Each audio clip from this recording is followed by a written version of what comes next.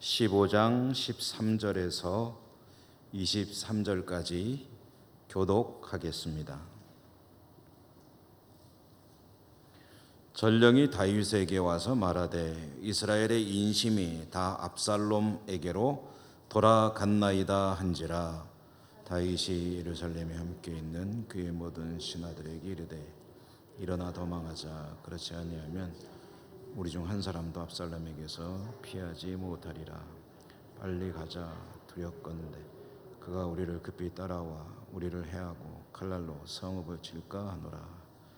왕의 신하들이 왕께 이르되 우리 주 왕께서 하고자 하시는 대로 우리가 행하리이다. 보소서 당신의 종들이니이다 하더라. 왕이 나갈 때 그의 가족을 다 따르게 하고 후궁 10명을 왕이 남겨두어 왕궁을 지키게 하니라. 왕이 나가매 모든 백성이 다 따라서 벳메르하게 이르러 멈추어 서니 그의 모든 신하들이 그의 곁으로 지나가고 모든 그렛 사람과 모든 블렛 사람과 및 왕을 따라 가드에 선 모든 가드 사람 600명이 왕 앞으로 행진하니라. 그때 왕이 가드 사람 이때에게 이르되 어찌하여 너도 우리와 함께 가느냐? 너는 쫓겨난 나그네이니 돌아가서 왕과 함께 네 곳에 있으라. 너는 어제 왔고 나는 정처 없이 가니 오늘 어찌 너를 우리와 함께 떠돌아다니게 하리요? 너도 돌아가고 네 동포들도 데려가라. 은혜와 진리가 너와 함께 있기를 원하노라 하니라. 이때가 왕께 대답하여 이르되 여호와의 살아계심과 내 주 왕의 살아계심으로 맹세하옵나니 진실로 내 주 왕께서 어느 곳에 계시든지 사나 죽으나 종도 그곳에 있겠나이다 하니 다윗이 이때에게 이르되 앞서 건너가라 하며 가드 사람 이때와 그의 수행자들과 그와 함께한 아이들이 다 건너가고 온 땅 사람이 큰 소리로 울며 모든 백성이 앞서 건너가매 왕도 게드론 시내를 건너가니 건너간 모든 백성이 광야 길로 향하니라. 아멘. 오늘도 말씀의 은혜가 풍성하시기를 기원합니다. 사무엘하 읽기 시작해서 이제 20번째로 15장 말씀 중간에만 읽었습니다. 앞의 내용과 뒤에 나오는 내용을 함께 다루면서 이 이야기를 우리가 나누도록 하겠습니다. 성경은 하나님의 말씀이고 하나님께서 들려주시는 이야기인데 근데 그 소재라고 할까요? 사람들의 이야기입니다. 그러니까 사람들이 살아가는 이야기, 사람들이 성공하는 이야기, 사람들이 실패하는 이야기, 사람들이 기뻐하는 이야기, 즐거워하는 이야기, 아파하는 이야기, 고통스러워하는 이야기, 이런 수많은 이야기들을 통해서 그냥 읽으면은 이게 뭐 사람 살아가는 이야기에 불과한 것 같지만 그 이야기들 속에 하나님께서 전하고자 하는 그 하나님의 메시지가 들어 있습니다. 그래서 이 이야기를 잘 읽어 나가는 가운데 하나님께서 들려주시는 말씀하시고자 하는 그거를 잘 찾아내는 것이 말하자면 이제 광맥을 발견하는 것이죠. 오늘도 우리는 계속해서 다윗과 압살롬의 이야기를 읽고 있습니다. 분량이 상당히 많기 때문에 조금씩 나눠서 읽어가고 있는데요. 압살롬이라고 하는 다윗의 아들은 야심이 만만한 남자였다. 그는 왕권 경쟁자인 형을 제거한 동생이었다. 명분은 자기 같은 배에서 같은 어머니에서 태어난 여동생을 이복 형이 처참하게 짓밟았기 때문에 그것에 대한 복수를 한다는 그런 명분을 가지고 있었지만 내용상으로 보면은 왕권 경쟁자를 제거한 것이다. 어쩌면 그게 더 중요한 이유일 수도 있겠다. 울고 싶은데 뺨 때린다는 얘기 있잖아요. 요즘에 그런 얘기들 많이 하더라고요, 비유를. 그러니까 어떻게든 꼬투리만 잡혀봐라 하고서 있는데 그냥 명분을 딱 손에 쥐어준 거예요. 그래서 이제 죽여버렸죠. 그렇지만 형을 죽인 그것이 뭐 가벼운 일은 아니죠. 그래서 아버지를 피해 아버지의 분노를 피해 외갓집 가서 3년 살다가 이제 다시 예루살렘으로 돌아왔고, 그리고 또 2년간을 거의 칩거하면서 외부 활동, 특별히 정치 활동, 왕자로서 정치에 관여하거나 이런 것들을 하나도 못하고 조용히 지내야 했습니다. 그러면서 압살롬은 기다렸죠. 야심만만한 사나이가 그렇게 갇혀 있다고 해서 모든 꿈을 접었을 것이냐? 결코 그럴 리가 없죠.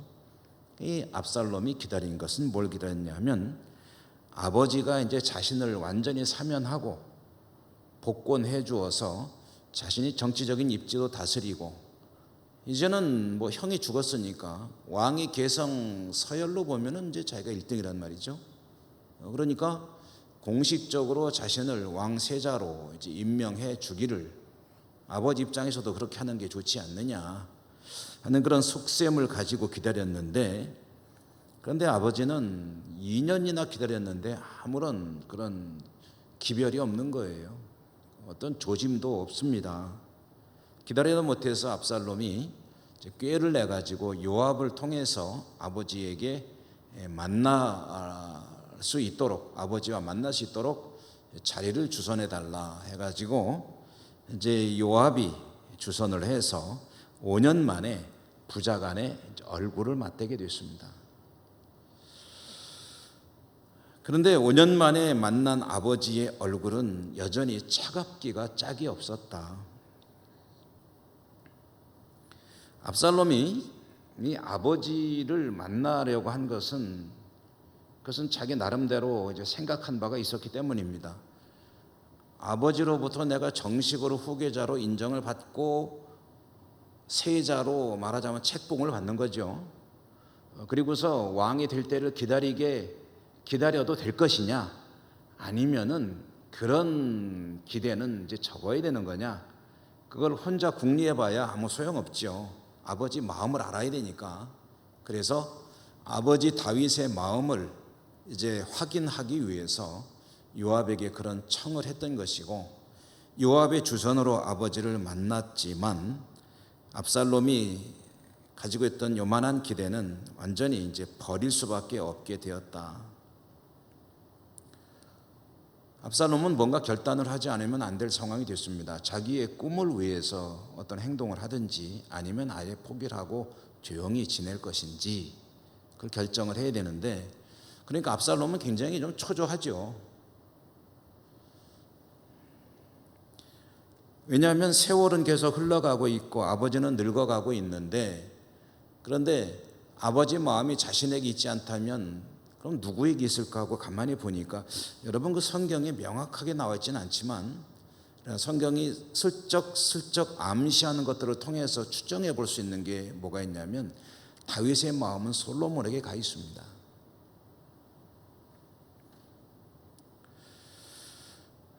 압살롬에게는 어린 이복 동생이죠.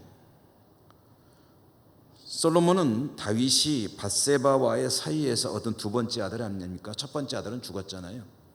두 번째 아들 솔로몬을 얻게 되었는데, 그 솔로몬의 이름을 어렸을 때 뭐라고 불렀냐면 여디디야라고 불렀습니다.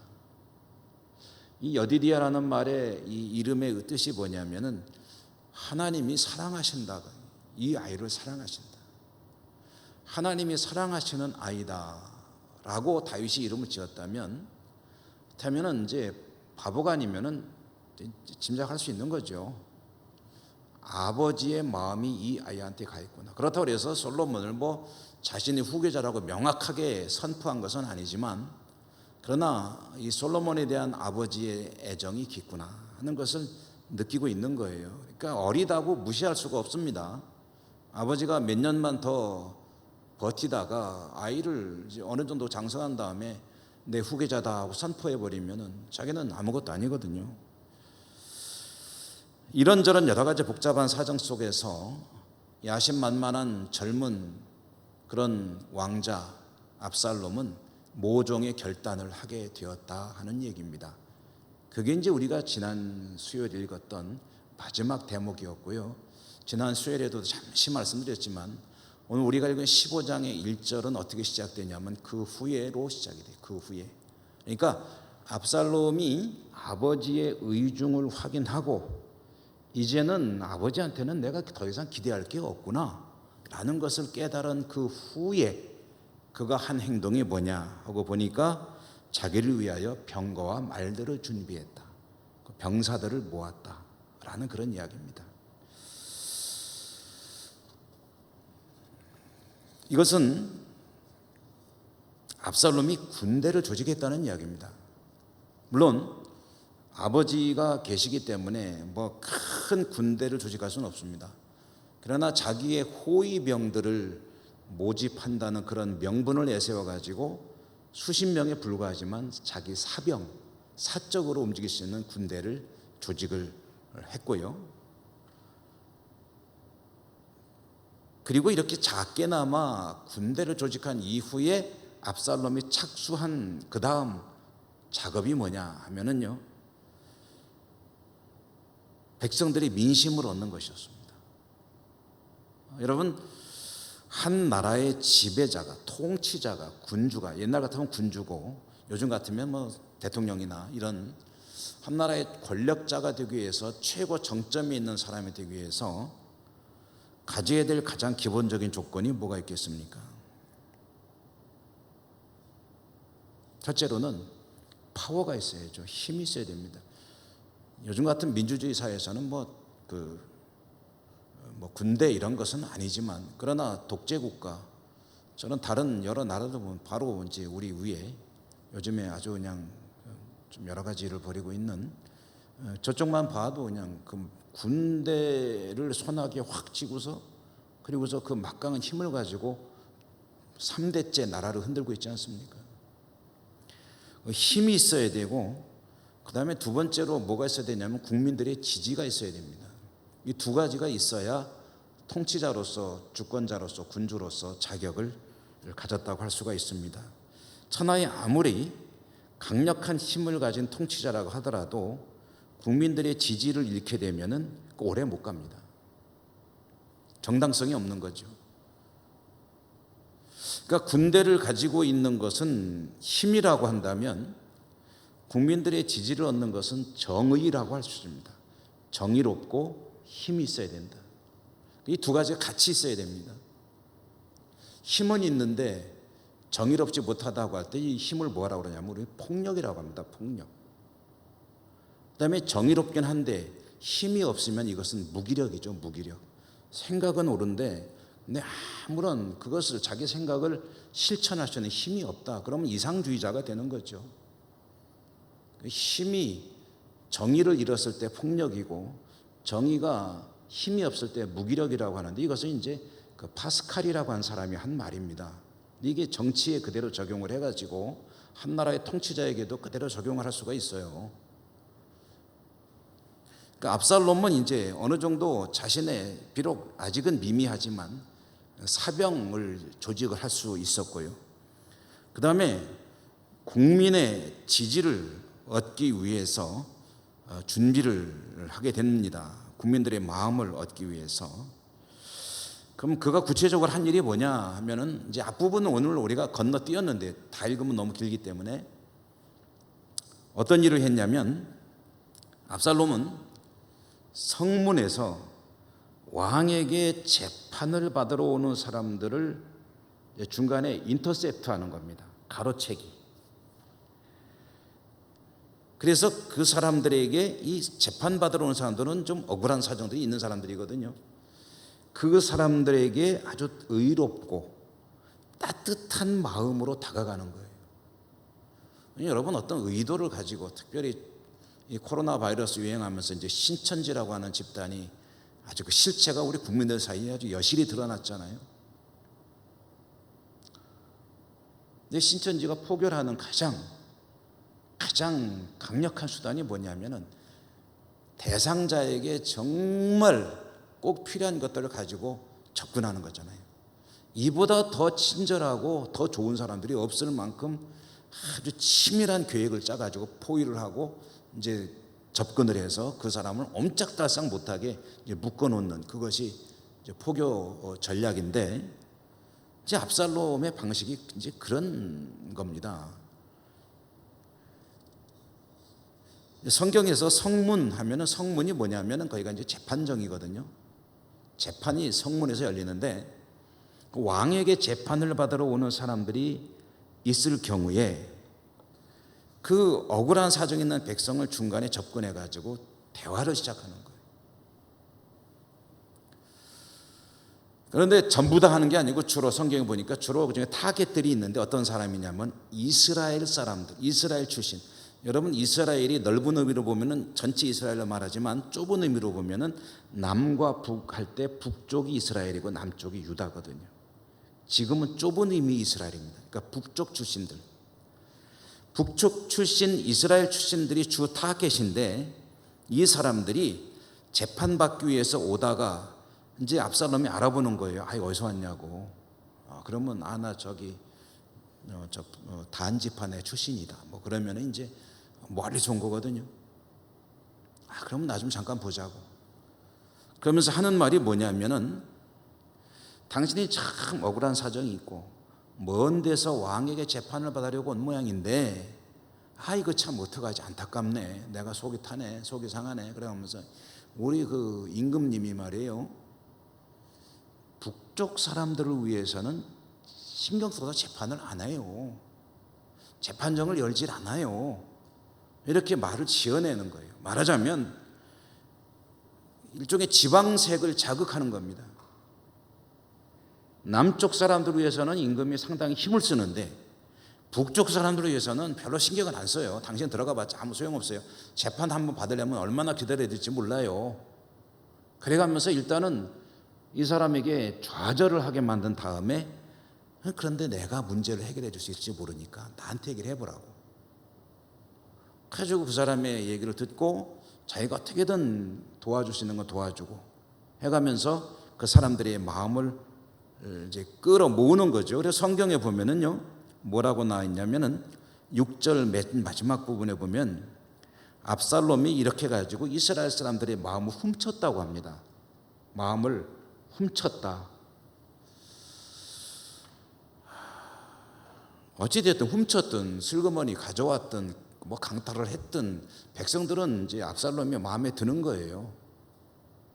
그 사람의 진심 그거는 뭐 모르니까 겉으로 드러난 모양만 보고 와, 저 참 압살롬이 왕자, 저 압살롬 왕자님이 참 훌륭하신 분이 하면서 백성들 사이에서 인기가 막 올라가는 겁니다.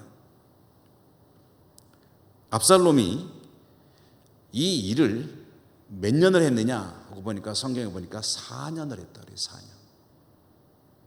그러니까 자기 형 이복형 암논을 죽이고 3년간 도망가 있었고 예루살렘에 돌아와서 2년 동안 조용히 지내다가 이제 아버지 마음을 확인하고 군대도 슬그머니 조직하고 그리고 사람들의 마음을 끌어당기기 위해서 이와 같은 술수를 이제 벌이기 시작한 지 4년이니까 총 9년의 기간 동안을 압살롬은 나름대로 준비를 한 겁니다.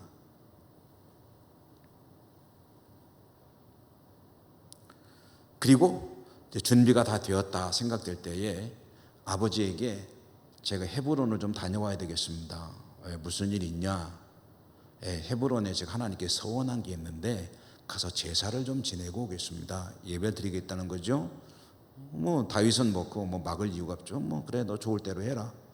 그래가지고 이 압살롬이 헤브론에 가가지고 거기에서 이제 헤브론을 근거지로 해서 쿠데타를 일으키는 겁니다.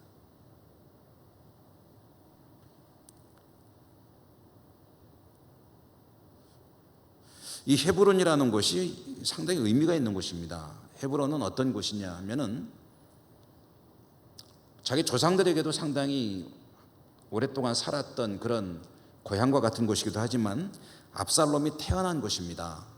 그리고 이 다윗이 이스라엘 전체 왕이 되기 전에 남쪽 유다 부족을 중심으로 남쪽의 왕으로 있을 때의 수도가 어디냐면 헤브론이에요.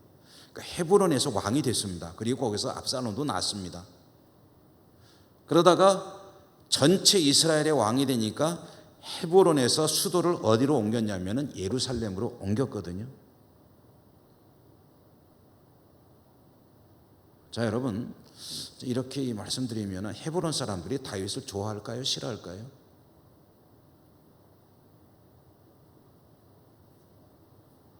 헤브론이 다윗이 유다 부족의 왕이 될 때에 근거지를 제공, 왕을 추대해서 왕을 만든 그런 근거지입니다. 다윗의 근거지. 근데 전체 이스라엘을 통일하여 왕이 되니까 다윗은 헤브론을 수도로 삼지 않고 예루살렘으로 수도를 옮겨버렸어요. 그런 헤브론 사람이 다는 아니겠지만 상당한 사람들이 아마 다윗에 대해서 기분이 안 좋겠죠. 감정이 상했겠죠. 우리가 힘써서 지를 왕을 만들어 주었더니 뒷바라지에서 이제 왕이 되니까 우리를 발로 걷어차고 예루살렘으로 옮겨, 덕분에 우리 아파트 값이 얼마가 떨어졌고 말이야. 그 자기에게 그 이런저런 손실이 있는 사람들, 그리고 헤브론이 수도로서 전체로 하는데 뭐가 부족해 하고 생각하는 사람들, 이런 사람들은 다윗에게 그냥 불만이 가득 차 있었겠죠. 그런데 압살롬이 와서 자기가 여기 내 고향이고 우리 아버지가 여길 떠난 것이 실수예요, 막 그런 얘기 했을지 모르겠지만 성경에는 그런 얘기는 없습니다만은, 어쨌든 헤브론에서 쿠데타를 일으켜서 군대를 일으켜서 이제 내가 이스라엘의 새로운 왕이다 하고 선포를 해버렸습니다. 아버지 다윗 왕은 늙어가지고 이제 더 이상 왕노릇 못하고 재판도 못하고 생각도 벌써 다 저기 하고 이제 이 젊은 내가 이스라엘 다스릴 것이다 하고서 거기서 왕이 되겠다 선포를 하니까 그동안에 인기를 많이 얻었다고 그랬잖아요. 사람들이 박수를 치고, 그리고 관료들이 수백 명이 따라와요. 그 사람들이 막 모여들어요. 압살롬에게로. 그 세력이 만만치 않게 형성이 되는 거예요.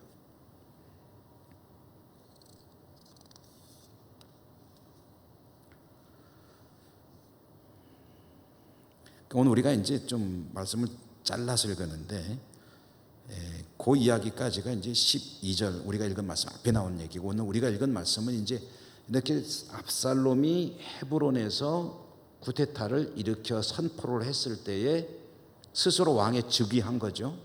그랬을 때에 이제 전령이 다윗에게 와서 소식을 전해 주었다 하는 대로 오늘 우리가 읽지 않았습니까?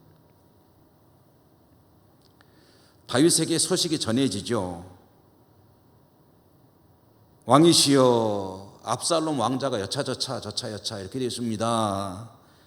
수많은 백성들이 압살롬 왕자에게로 몰려들고 있습니다 하고서 이제 보고를 했습니다. 자, 여기서 다윗이 어떻게 해야 되느냐, 이 문제를 어떻게 대처해야 되느냐.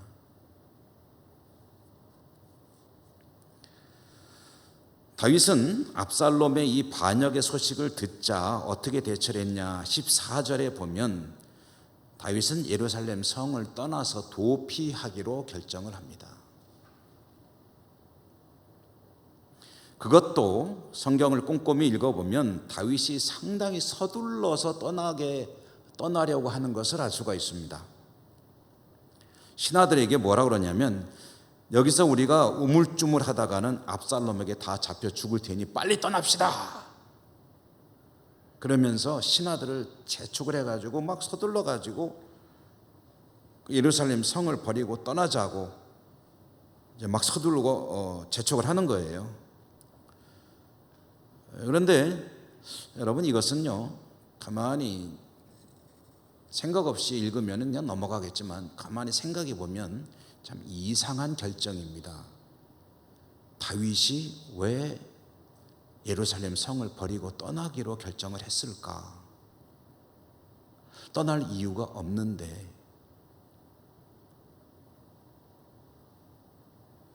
여러분, 예루살렘 성을 지금 누가 차지하고 있습니까?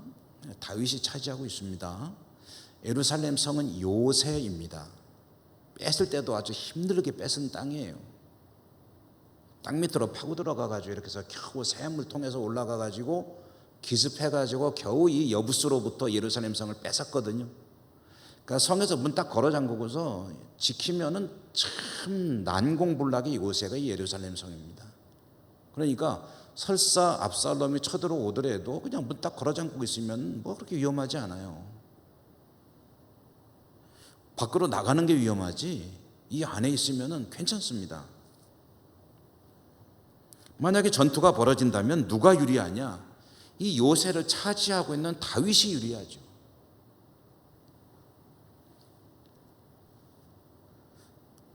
게다가 압살롬이 백성들의 지지를 어느 정도 받고 있다고 하고 또 관료들 가운데 그를 따르는 사람도 있다고 하지만 병사들도 어느 정도 모았다고 하지만 그러나 이스라엘 군대의 지휘부, 중심부는 지금 다 다윗 곁에 있습니다. 총대장이 누구죠? 요압이죠. 요압이 압살롬 따라갔습니까? 아니에요. 다윗 곁에 있어요. 모든 군부의 주요 지휘관들은 다 지금 예루살렘 성에 있습니다. 말하자면 군사력은 고스란히 다 이 다윗이 장악하고 있어요. 그대로. 압살롬이 와서 예루살렘 성을 정복하고 쿠데타를 성공할 확률은 그렇게 높지가 않습니다. 그리고 여러분 다윗이 누굽니까? 압살롬하고 비교해보면 비록 나이가 많아서 늙기는 했지만 평생을 전쟁터에서 잔뼈가 굵은 그런 역전의 용사입니다.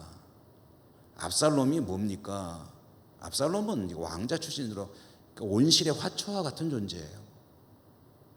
전쟁 한번 제대로 해본 사람 적이 없는 사람입니다. 그러니까 이거는 애당초 군사력으로 따져보면 이 게임이 안 되는, 상대가 안 되는 존재예요.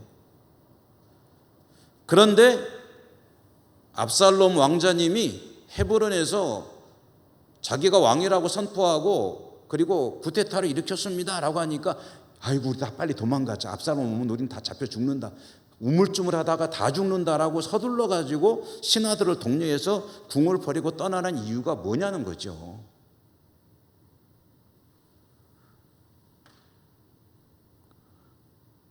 그런데 안타깝게도 성경이 왜 그랬는지를 설명을 안 해줍니다. 그래서 모릅니다. 살 수 없이 또 추측을 해보는 수밖에 없는데요. 뭐 다른 이유가 생각나질 않습니다. 압살롬을 누구보다도 잘 아는 아버지 다윗.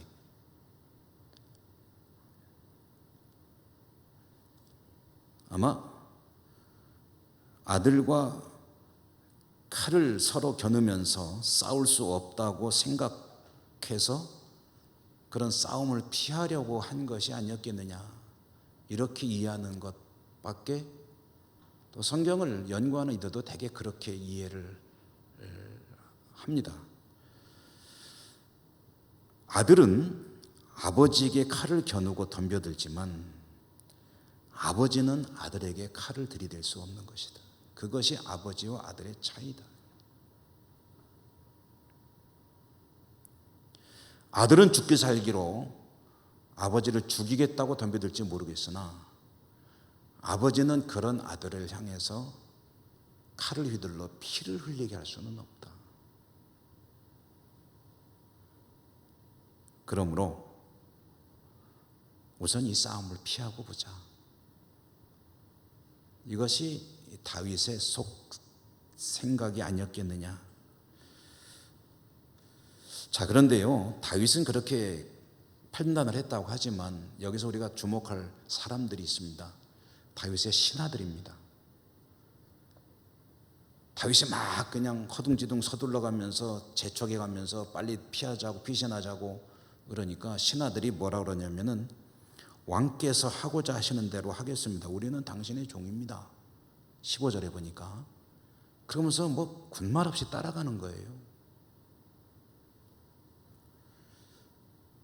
자, 여러분, 왕이 인정에 이끌려서 개인적인 부자관계 때문에 나라를 버리려고 할 때에 신하들이 그걸 그대로 따르는 게 잘하는 짓이냐? 그런데다가 만약에 그렇게 한다면 자기들이 지금까지 쌓은 모든 자신의 삶의 기업들이 다 사라질 위기입니다. 식솔들, 노부모, 그동안 어렵게 모아온 재산 이런 거 다 버리고 떠나야 될지도 모릅니다. 그리고 떠날 필요도 없는 거예요. 이 왕이 그러니까 신하들이 뭐라 그러냐면은 아이 임금님 우리가 왜 떠납니까? 한판 붙어봅시다 라고 이의제기하는 사람이 없어요. 뭐라 그러냐면 왕께서 하고자 하는 대로 따르겠습니다. 우리는 왕의 종들입니다. 그러고서 끽소리 안 하고 따라가는 거예요. 이건 좀 특이한 현상입니다. 그리고 또 한 번 더 특이한 사람들이 있는데요. 오늘 우리가 읽은 말씀 뒤에 보면은 가드 사람 이때라고 하는 사람입니다. 그리고 이 가드의 병사들. 여러분 가드가 어디죠? 600명의 이 가드와 이 외국인 병사들입니다. 이 가드가 어디냐면 블레셋입니다. 블레셋의 도시 중에 하나. 이 블레셋 출신 사람이 다윗의 부하가 돼서 여기 와서 이제 벼슬을 하고 군대 장군으로 있는 거예요.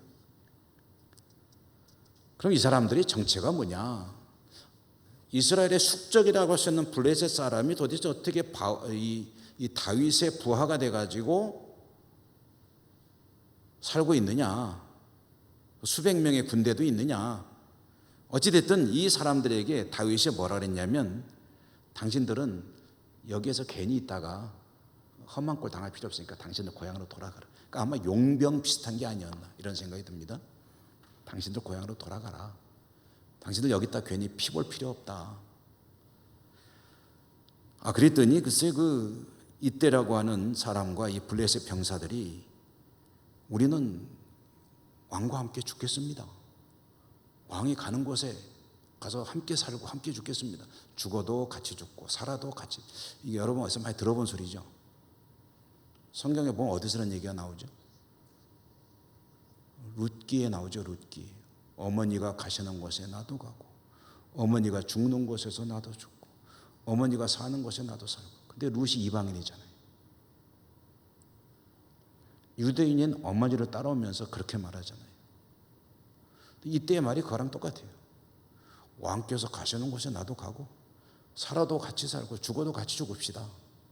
내가 이방인이라고 나를 떠나라 하지 마십시오. 충성 서약을 하는 거죠. 자, 그러면 신하들도 끽소리 없이 따라오고 심지어는 용병들까지도 따라오는 그 이유가 무엇일까? 이것도 한번 우리가 생각해 보고 넘어가는 게 좋겠습니다. 다윗을 그들이 그렇게 추종하는 이유가 뭘까? 다윗의 인간성이 그렇게 좋았을까? 다윗이라고 하는 사람이 인품에 반해가지고 내가 이 사람을 위해서 죽겠다 라고 따라오는 것일까? 그런데 여러분 다윗에게 또 치명적인 한 약점이 있잖아요. 뭡니까? 부하들, 특히 외국인 병사들이라면 다윗 이 사람은 절대 믿을 수 없는 사람이다. 사건이 하나 있었잖아요. 뭐죠? 밧세바 사건이죠. 자기가 마음에 든다고 남의 집 유부녀를 간음을 하는데 간음하는 것도 그 남편이 누구냐면 자기에게 충성스러운 이방인 출신 헷 족속 출신의 장군 우리아라는 사람이에요. 자기를 위해서 지금 죽기를 각오하고 전쟁터에 나가 있는 사람이에요. 근데 그 아내를 간음을 하는 거예요. 그리고 그거를 어떻게든 들통 안 날라고 전쟁터 나가는 사람을 불러가지고 잔꾀를 다 부려도 안 되는 거예요. 그러니까 그 사람을 전쟁터에서 죽게 만들잖아요. 이거는 군부에 있는 웬만큼 간부들이라면 다 아는 사건이에요. 이런 스캔들이 깜짝같이 감춰질 리가 있겠습니까? 그러니 사실 장군들이나 특히 외국인 출신 장군들이라고 하면은 이 다윗이라고 하는 욕은 안 하겠습니다. 그런데 도대체 왜 이 다윗을 향해서 이렇게 충성서약을 하고 죽기를 각오하고 따라오겠다고 하는 것일까? 신하들은 그렇다고 쳐요. 이 외국인 병사들은 도대체 왜 그러는 걸까요?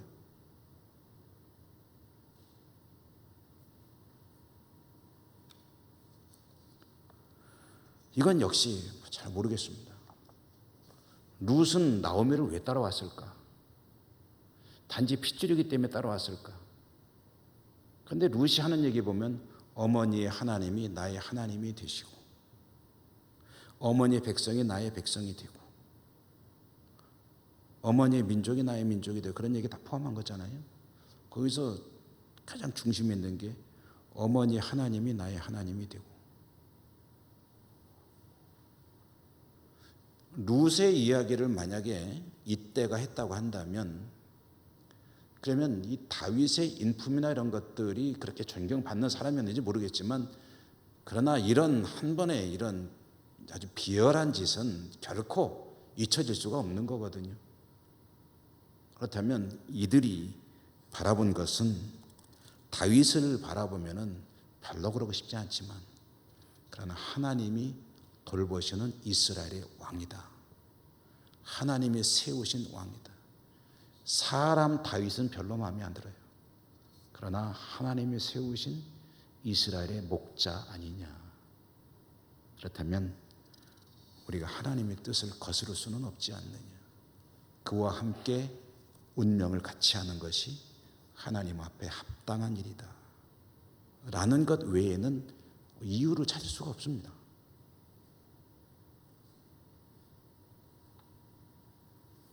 하나님 때문에 하나님께서 돌보시는 이 백성 이스라엘이라는 공동체를 그에게 맡겼으니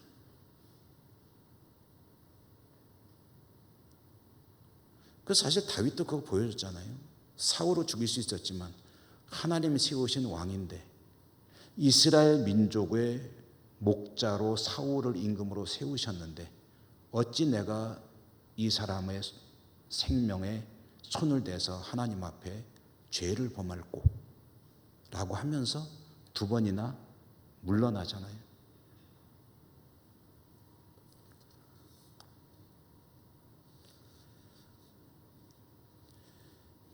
여러분 하나님을 믿고 살아가는 게 저나 여러분 우리들이 그런데요.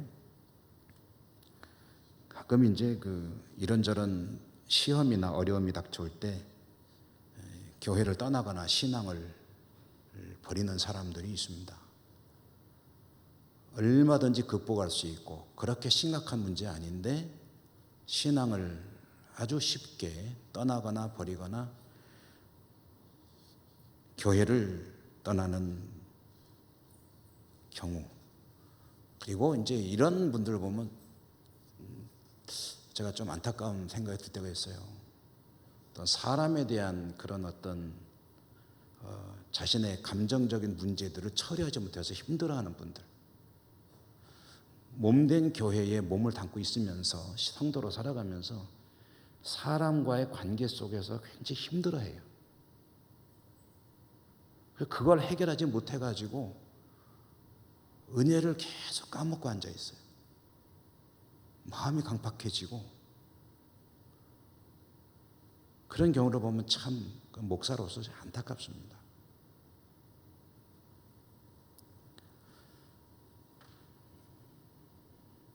물론 인간적으로는 얼마든지 이해를 할 수 있습니다.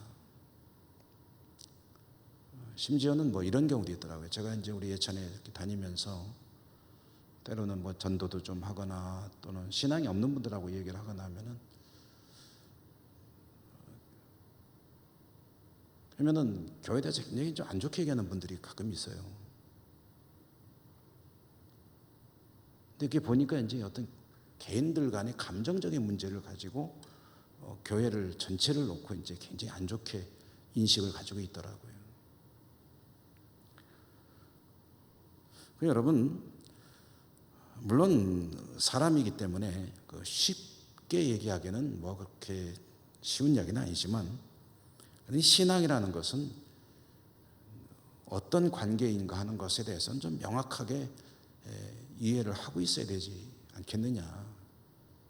믿음은 신앙은 나와 하나님의 관계지 사람과의 관계가 아닙니다. 가정에서 만약에 형제 때문에 화가 난다고 아버지와의 관계를 끊겠다. 그게 이게 말이 됩니까?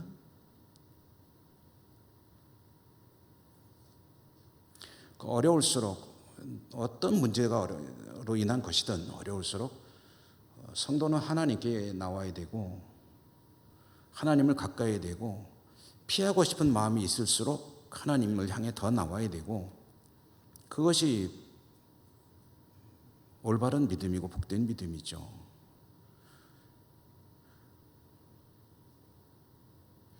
다윗은 아들과의 전쟁을 피하기 위해서 왕궁을 버리고 떠나는데 그렇다고 해서 다윗이 사실 예루살렘을 버리는 건 아닙니다. 오늘 성경에 보니까 10명의 후궁을 남겨두었다라고 하는데 이것은 이제 자신이 돌아올 것을 기대하고 예상하면서 이제 떠난다는 그런 의미거든요. 지금 여기 이 이야기를 쭉 읽으면서 한 가지 굉장히 좀 아쉬운 게 있습니다. 그게 뭐냐면 이 다윗이 이런저런 여러 가지 어려운 상황을 맞이하고 어려운 상황을 맞이할 때에 한 번도 하나님께 나가 기도했다는 이야기가 없어요. 다윗은 늘 하나님께 기도하는 사람이었거든요. 근데 나이가 들어가지고 말년에는 하나님께 이렇게 기도를 어려운 일이 있을 때는 기도를 좀 해야 될 텐데 기도했다는 이야기가 없어요. 물론 시편을 통해서 보면 압살롬을 피해 도망가면서 하나님을 찬양하고 구원을 호소하는 그런 이야기도 있긴 있습니다만은 정작 그의 삶의 이야기를 제대로 다루고 있는 사무엘에서는 다윗이 하나님께 기도했더라, 하나님께 여쭈었더라, 하나님께서 이렇게 계시함으로 그 길을 따랐더라 이런 얘기가 하나도 없어요. 이렇게 예루살렘을 떠나기로 한 것도 자기가 즉흥적으로 생각한 모양이에요. 이렇게 힘들고 어려운 일이 있을 때 하나님께 그것을 놓고 기도하지 않고 자기 생각대로 이 일을 결정하는 다윗의 계획이 어떻게 전개될까? 압살롬 얘기 한 2번 정도는 더 해야 될 것 같은데요. 앞으로 어떻게 전개되는지는 다음 수요일에 보도록 하겠습니다. 안타까운 마음이죠. 왜 하나님께 기도를 하지 않을까? 왜 하나님께 지혜를 구하지 않을까? 왜 하나님께 길을 가르쳐 달라고 나아가지 않을까? 기도로 하나님의 은혜로 평생을 살아온 사람이 이제는 그게 필요 없다고 없이도 된다고 생각하는 것일까? 왜 그럴까? 그 이야기들은 계속해서 우리가 좀 찾아보도록 하겠습니다. 기도하겠습니다. 하나님 감사합니다. 다윗의 이야기, 압살롬의 이야기, 또 사람들의 이야기를 따라가면서 우리는 우리의 신앙의 모습들을 돌아봅니다. 하나님 앞에 늘 기도하고 하나님과의 관계 속에서 모든 것이 이루어져야 하는데 하나님은 그만 잊고 살아갈 때 삶이 참 곤고해집니다.